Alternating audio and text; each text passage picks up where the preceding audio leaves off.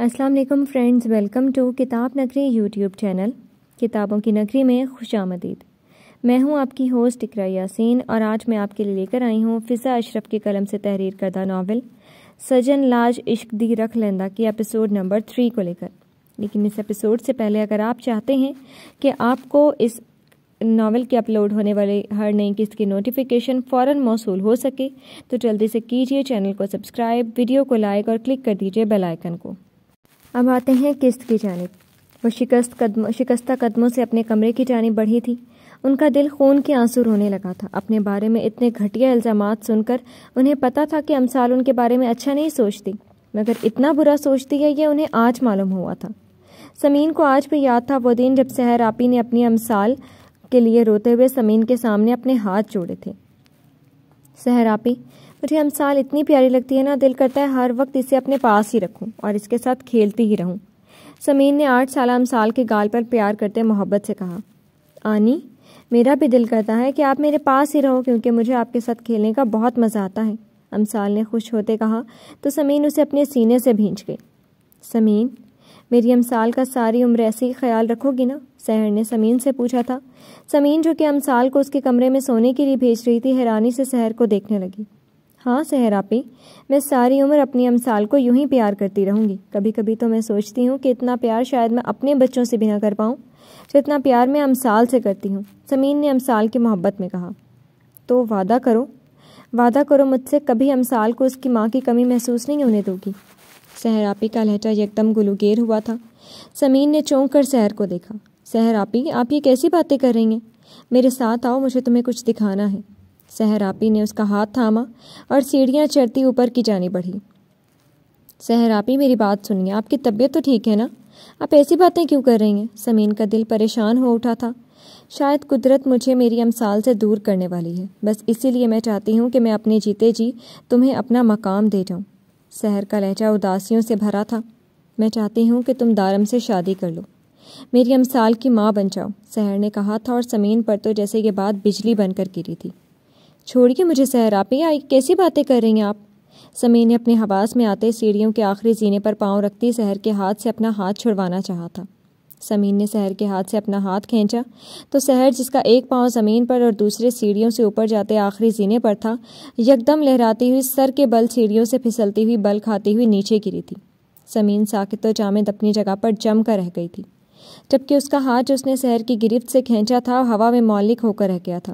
ہوش تو اسے تب آیا جب سحر کے سر سے نکلنے والے خون کو دیکھتے ہی دیکھتے ارد گرد کے فرش کو لال کر گیا تھا۔ سحر آپی، چیختے ہوئے سمین بجلی کی سی تیزی سے زینے سے عبور کرتی سحر کی جانب بھاگی تھی۔ سحر آپی، اپنی آنکھیں کھولیے، خدا کے لیے اپنی آنکھیں کھولیں۔ سمین کے اپنے حواس گم ہونے لگے تھے۔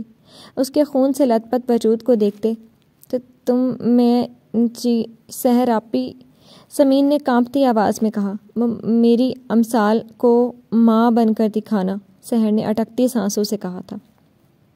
سحر آپی، آپ جو کہیں گی میں وہی کروں گی، بس پلیز اپنی آنکھیں۔ سحر آپی، سمین نے سحر کے ٹھنڈے پڑتے وجود کو دیکھتے چیخ کر کہا تھا۔ ماما، امثال جو شور کی آواز سن کر جاگی تھی، اپنی ماں کا لہو لہان وجود دیکھتی چیخی تھی۔ ماما، کیا ہوا میری ماما کو؟ سحر کے بے جان وجود کو جھنجھوڑتے امثال چیخی تھی۔ کیا تم نے میری ماما کے ساتھ کیوں مارا میری ماما کو؟ امثال نے سن بیٹھی سمین کی جانب اپنا رخ کیا تھا۔ کیوں خون نکالا میری ماما کا؟ اتنا خون کیوں نکالا میری ماما کا؟ امثال اونچی آواز سے روتے ہوئے سمین سے پوچھ رہی تھی، جس کی حالت اس وقت ایسی تھی کاٹو تو بدن میں لہو نہیں۔ ماما اٹھیے پلیز، جلدی سے اٹھیے، میں ابھی ڈیڈ کو فون کرتی ہوں، وہ آپ کو ہاسپٹل لے کر جائیں گے تو آپ بالکل ٹھیک ہو جائیں گی۔ امثال تیزی سے ٹی وی لاؤنج میں رکھے PTCL کی جانب بھاگی۔ بلیک کلر کی خوبصورت میکسی اور ہلکے پھلکے میک اپ کے ساتھ وہ نہایت خوبصورت اور دلکش لگ رہی تھی۔ کانوں میں اسٹائلش قسم کے بلیک ایئر رنگس اور پاؤں میں بلیک ہی ہیل پہنے اس کے خوبصورتی دیکھنے سے تعلق رکھتی تھی۔ ڈیڈ، کب تک نکلنا ہے؟ میں تو بالکل ریڈی ہوں، امثال نے دارم خوری سے کہا جو اپنے اوپر پرفیوم کا اسپرے کر رہے تھے۔ ہاں میری جان، بس نکلنے ہی لگے ہیں، وہ بس میں نے تمہاری ماما کو چائے کا کہا ہے، وہ بنا لائیں تو پی کر ابھی چلتے ہیں، دارم خوری نے کہا۔ ڈیڈ، چائے کے بنا تو آپ کا سفر ہی شروع نہیں ہوتا، ویسے بہت ہینڈسم لگ رہے ہیں میرے ڈیڈ، امثال نے ان کے گلے میں اپنے بازو حمائل کرتے ہوئے مسکراتے ہوئے کہا۔ اور میری جان بھی بہت خوبصورت اور پیاری لگ رہی ہے، اللہ پاک بری نظروں سے بچائے۔ دارم غوری نے اسے اپنے ساتھ لگاتے اس کے ماتھے پر بوسہ دیتے کہا، ڈیڈ آپ چائے پی لیجئے، تب تک میں ڈرائیور سے کہتی ہوں گاڑی نکالے۔ امثال نے سمین کو کمرے میں داخل ہوتے دیکھ لیا تھا۔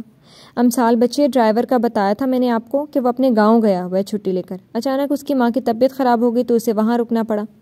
اوہ، تو اب کیا کریں؟ ڈیڈ آج میں خود ڈرائیو کروں گی، امثال نے جلدی سے کہا۔ نہیں میرے بچے، تم فکر نہ کرو، میں صفوان کو فون کر چکا ہوں، وہ بس ابھی تھوڑی دیر میں آتا ہی ہوگا۔ دارم غوری نے چائے کا سپ لیتے کہا، مگر ڈیڈ ہم خود بھی تو جا سکتے تھے نا۔ امثال نے اس بدتمیز شخص کا نام سنتے ڈیڈ سے کہا، جا سکتے تھے مگر صفوان کو میں نے بتایا تو اس نے مجھ سے کہا کہ وہ ہمیں ڈراپ کر دے گا، تو اس لیے میں اسے منع نہیں کر سکا۔ اوکے، امثال نے کہا اور اپنے کمرے کی طرف چلی گئی۔ بدتمیز شخص ہر دفعہ اچھا بھلا موڈ خراب کر کے رکھتے تھے، امثال نے غصے سے سوچا تھا۔ خوبصورت چہرے پر غصہ سجائے خود کو کمپوز کیے وہ گاڑی کا دروازہ کھولتے اندر بیٹھی اور زور سے دروازہ بند کرتے اپنے غصہ اتارنے کی کوشش کی تھی۔ ہر بار اس مصیبت کو ساتھ لے کر چلنے میں ڈیڈ کو نہ جانے کیا تسکین حاصل ہوتی ہے، اس نے بے ساختہ غصے سے سوچا، جبکہ صفوان نے گاڑی کا دروازہ کھٹاک سے بند ہونے پر بے ساختہ پیچھے مڑ کر دیکھا تھا۔ لمحہ بھر کو دونوں کی نظروں کا تصادم ہوا تھا۔ امثال غوری غصے سے لال چہرہ لیے اسے کھا جانے والی نظروں سے گھور رہی تھی۔ صفوان بیگ کا دھیان لہجہ بھر کو ان کی اشتعال بھری آنکھوں میں بھٹک سا گیا تھا۔ وہ جب سے پاکستان آئی تھی، صفوان نامی یہ شخص بقول اس کے ڈیڈ کا چہیتا اسے سخت زہر لگ رہا تھا۔ جتنی دفعہ بھی اس کی صفوان سے ملاقات ہوئی تھی، ہر بار وہ شخص اس کا موڈ خراب کرنے کی وجہ بنا تھا۔ صفوان، ہر بار کیوں ہماری وجہ سے تکلیف اٹھاتے ہو یار؟ دارم غوری نے کار کا فرنٹ ڈور کھول کر بیٹھتے ہوئے صفوان سے کہا تھا۔ صفوان نے تیزی سے اپنی نظروں کا زاویہ بدلتے ہوئے خود کو سرزنش کرتے دارم غوری کی جانب اپنا دھیان کیا تھا۔ سر، آپ ایسی باتیں کر کے مجھے شرمندہ کر رہے ہیں۔ صفوان بیگ نے گاڑی سٹارٹ کرتے دارم غوری سے جیسے شکوہ کیا تھا۔ ارے بالکل نہیں، میرے کہنے کا یہ مطلب تو نہیں تھا کہ تم شرمندہ محسوس کرو، دارم غوری نے کہا۔ اسی لیے آپ آئندہ یہ سوچئے کبھی مت کہ میں آپ کا کوئی کام کر کے تکلیف اٹھاتا ہوں، بلکہ آپ کے کام کر کے مجھے خوشی ملتی ہے، صفوان نے پوری سچائی سے کہا تو دارم غوری مسکرا دیے۔ صفوان بیٹا، کسی دن اپنے گھر والوں کو لے کر آنا ہماری طرف، کچھ جان پہچان ہی ہو جائے گی ان سے۔ سمین بیگم جو کہ صفوان کو کافی حد تک جان چکی تھی اور دارم سے بھی صفوان کی تعریفیں سنتی رہتی تھیں، اسی لیے صفوان سے کہنے لگی۔ اس سے پہلے کہ صفوان کچھ بولتا، امثال بی بی کو تو جیسے پتنگے ہی لگ گئے۔ کیوں؟ آپ کو جان پہچان بنا کر کیا کرنا ہے ان محترم کے گھر والوں سے؟ اور اگر اتنی ہی جان پہچان بنانے کو دل چاہ رہا تو آپ خود ہی ان کے گھر کیوں نہیں چلی جاتی؟ امثال جو کب سے اپنے غصے کو دبائے بیٹھی تھی، سمین بیگم کی بات پر سارے لحاظ بالائے طاق رکھتے ہوئے بولی۔ سمین بیگم کو صفوان کے سامنے نہایت سبکی کا احساس ہوا تھا۔ امثال کی کہی بات پر پھر بھی وہ خاموش رہی۔ دارم غوری نے تنبیہ کرتی نظروں سے امثال کی جانب دیکھا تھا۔ امثال غوری کو لمحہ بھر کو اپنی غلطی کا احساس ہوا تھا، مگر یہ احساس لمحہ بھر کے لیے ہی تھا۔ نہ جانے کیوں وہ اس عورت کے معاملے میں اس قدر منہ اور بدتمیز کیوں ہوتی چلی جا رہی تھی۔ امثال غوری کی تازہ بدتمیزی پر صفوان کا دل چاہا وہ اس لڑکی کو 2-4 بھاری بھاری تھپڑ جڑ دے جس سے اس کے ہوش ٹھکانے آ جائیں اور اسے احساس ہو جائے کہ کس سے کب اور کیسے بات کرنی ہے، مگر وہ ایسا کچھ بھی کرنے کا اختیار نہیں رکھتا تھا، اس لیے ضبط کیے ڈرائیو کرتا رہا۔ یار تیمور، تمہارے تو قدم ہی زمین پر نہیں ٹک رہے، اتنی بھی کیا خوشی ہے فارس؟ تیمور کا پھپھی زاد اس کے کھلتے ہوئے چہرے کو دیکھتے ہوئے بولا۔ کیوں؟ جب تمہاری منگنی تو خیر نہیں، تمہاری تو ڈائریکٹ شادی ہوئی تھی، تو کیا تمہیں اپنی شادی پر خوشی نہیں تھی؟ تیمور کہاں کم تھا، فٹافٹ سے بولا، جبکہ اتنے سارے دوستوں اور کزنس کے نرخے میں بیٹھا فارس اپنی ٹانگ کھینچے جانے پر کھسیا سا گیا تھا۔ واہ رے تیمور راجا، کیا کرارا جواب دیا فارس بھیا کو اپنی شادی خانہ بربادی۔ ویسے 4 دن کی چاندنی پھر اندھیری رات، فارس بھیا نے بھی 4 دن بڑی خوشی منائی تھی۔ حارث کی تجھے سے موقع مل گیا تھا۔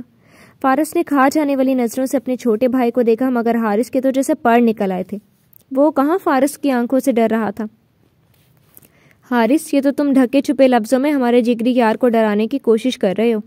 ایسی باتیں کر کے تیمور کے دوست نے حارث کو جا لیا تھا۔ یار فرحان بھائی، میں کیوں تیمور بھائی کو ڈراؤں گا، میری اتنی ہمت؟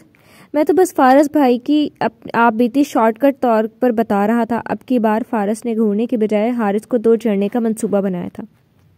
اپنے منصوبے پر عمل کرتے فارس اٹھا ہی تھا جب فارس کا ارادہ بھانپتے حارث نے دوڑ لگائی اور وہاں سے رفو چکر ہو گیا، جبکہ تیمور اور فرحان سمیت باقی بھی سب بھی اپنے پیٹ پر ہاتھ رکھ کے اپنی اپنی ہنسی کو دبانے کی کوشش کر رہے تھے۔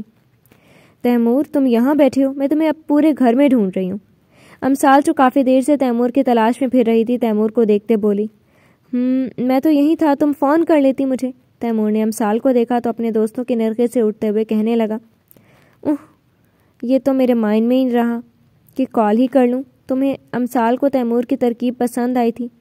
خیر اب تو تم مجھے مل ہی گئے ہو، امثال نے مسکراتے ہوئے کہا، جبکہ غازی فرحان کا کزن یکٹک امثال غوری کو تکتے چلا جا رہا تھا۔ واہ یار، داد دینی پڑے گی اتنے کھلتے ہوئے حسن کی، غازی نے اپنے بالوں میں ہاتھ پھیرتے امثال غوری کے مسکراتے ہوئے چہرے کو دیکھتے خباثت سے کہا تھا۔ فرحان نے غازی کی بات پر نہایت غصے سے اس کی جانب دیکھا تھا۔ اپنی حد میں رہو غازی، اسی لیے میں تمہیں اپنے ساتھ لانے سے انکاری تھا، واقف جو تھا میں تمہاری گندی فطرت سے۔ فرحان کی خالہ کا بیٹا غازی ان کے گھر رہنے کے لیے آیا ہوا تھا۔ جب فرحان تیمور کی منگنی کے لیے تیار ہو رہا تھا تو غازی نے بھی فرحان سے ضد کی کہ وہ اسے بھی اپنے ساتھ اپنے دوست کی منگنی پر لے کر جائے۔ فرحان کو غازی کی فلرٹی اور لڑکیوں کو تاڑنے فری ہونے کی عادت کا پتہ تھا، اس لیے وہ اسے اپنے ساتھ لانے سے انکاری تھا، مگر غازی نے ضد کی تو فرحان نہ چاہتے ہوئے بھی اپنے ساتھ لے آیا، اور اب غازی کی اس حرکت پر وہ تیش کھا کر رہ گیا۔ یار فرحان، میں کچھ غلط تھوڑی نہ کہہ رہا ہوں، دیکھو تو صحیح کیا کلیوں جیسا حسن ہے محترمہ کا، کوئی بھی کافر دل دے بیٹھے گا۔ غازی نے امثال کو دیکھتے کہا جو ان سے کچھ ہی فاصلے پر کھڑی تیمور سے مسکرا کر باتیں کر رہی تھی۔ غازی اپنی بکواس بند کر لو، تمہاری ان بیہودہ باتوں کی بھنک بھی تیمور کو پڑ گئی تو تم اپنی جان سے ہاتھ دھو بیٹھو گے۔ اب کی بار فرحان نے اسے دھمکاتے ہوئے کہا تھا، سوری فرحان، یار میں تو بس سچ بیان کر رہا تھا، تم تو مائنڈ ہی کر گئے، غازی نے منہ بناتے کہا اور وہاں سے اٹھ گیا۔ تیمور اپنے دل پر ہاتھ رکھ لو، تمہارے ہونے والی دلہن تشریف لانے والی ہیں، امثال نے ہنستے ہوئے اسٹیج پر بیٹھے تیمور کے کان میں کہا۔ امثال کی بات پر واقعی تیمور کے دل کی دھڑکنیں تیز ہوئی تھیں۔ آخر فرحین اس کے بچپن کی محبت جو تھی اور آج اس کی محبت اس کی ہونے جا رہی تھی تو دل کی دھڑکنوں کا شور مچانا تو بنتا ہی تھا۔ سجی سبری فرحین کو تیمور کے پہلو میں لا کر بٹھایا گیا تو مہمانوں سے کھچا کھچ بھرا ہال تالیوں سے گونج اٹھا۔ فرحین کو تو یہ سب ایک خواب سا لگ رہا تھا۔ محبت کو پا لینے کا احساس ہی اس قدر حسین تھا کہ ایک دوسرے کے پہلو میں بیٹھے وہ ایک دوسرے کی دل کی دھڑکنوں کو سن پا رہے تھے۔ الماس بیگم نے دونوں کی انگوٹھیاں ایک ایک کر کے پکڑائیں۔ پہلے تیمور نے فرحین کو اپنے نام کی انگوٹھی پہنائی اور پھر فرحین نے تیمور کی انگلی میں اپنے مخملی ہاتھوں سے انگوٹھی پہنائی تو پورا ہال تالیوں سے گونج اٹھا۔ ایک ایک کر کے سب نے ان دونوں کو مبارکباد دی اور پھر تحفے تحائف وغیرہ جیسی رسومات کے بعد کھانے کا دور چلا۔ امثال تمہیں ماموں جان بلا رہے ہیں، تم ادھر بدروحوں کی طرح گھس کر بیٹھی ہو۔ شہزینہ اسے باہر ڈھونڈتے ہوئے اندر آئی تو وہ اسے اپنے کمرے میں ملی۔ یہ بدرو کیا ہوتا ہے؟ امثال نے بیڈ سے اٹھ کر اپنے پاؤں میں سینڈل پہنتے اس سے پوچھا۔ جو بھی ہوتا ہے تم اسے چھوڑو، جلدی چلو، ماموں جان تمہیں بلا رہے ہیں، شہزینہ نے اس سے کہا۔ اچھا نا یار، چل رہی ہوں، صبر نہیں ہے؟ امثال نے اسے گھورتے ہوئے اپنی سینڈل کا اسٹرپ بند کیا اور چلنے کو اٹھ کھڑی ہوئی۔ او مائی گاڈ، امثال کے منہ سے بے ساختہ چیخ برآمد ہوئی تھی۔ کیا ہوا امثال؟ شہزینہ نے پلٹ کر اسے دیکھتے پوچھا جو بیڈ پر واپس بیٹھتے اپنا دایاں پاؤں ہاتھوں میں لیے کراہ رہی تھی۔ وہ یار، میں چلنے لگی تھی، ایک دم سے نہ جانے میرے پاؤں کو کیا ہو گیا، جان نکل رہی ہے میری پین سے، امثال نے کراہتے ہوئے اسے بتایا۔ اوہ میری جان، شہزینہ نے اس کے چہرے پر تکلیف کے آثار دیکھے تو تیزی سے اس کی جانب بڑھی۔ دکھاؤ۔ اس کے پاس زمین پر بیٹھی شہزینہ نے اس کا پیر دیکھنے کی کوشش کی تو ہاتھ لگنے سے امثال کو اور درد محسوس ہونے لگا۔ تکلیف کی شدت سے امثال کی آنکھوں سے آنسو بہہ نکلے تھے۔ امثال میری جان، زیادہ درد ہو رہا ہے، رکو میں ڈاکٹر کو فون کرتی ہوں، مجھے لگتا ہے تمہارے پاؤں میں موچ آ گئی ہے، اسی لیے تکلیف کی شدت زیادہ ہے، شہزینہ کہتے ہوئے جلدی سے موبائل فون کی جانب لپکی اور اپنے فیملی ڈاکٹر کو فون کرتے جلدی سے انہیں اپنی طرف آنے کا کہا۔ جی تو فرینڈز، کیسی لگی آپ کو آج کی ایپیسوڈ؟ امید ہے آپ کو پسند آئی ہوگی۔ کمنٹ سیکشن میں رائے کا اظہار ضرور کیجیے گا۔ پھر حاصل ہوں گے نئی قسط کے ساتھ، تب تک کے لیے شکریہ، اللہ حافظ۔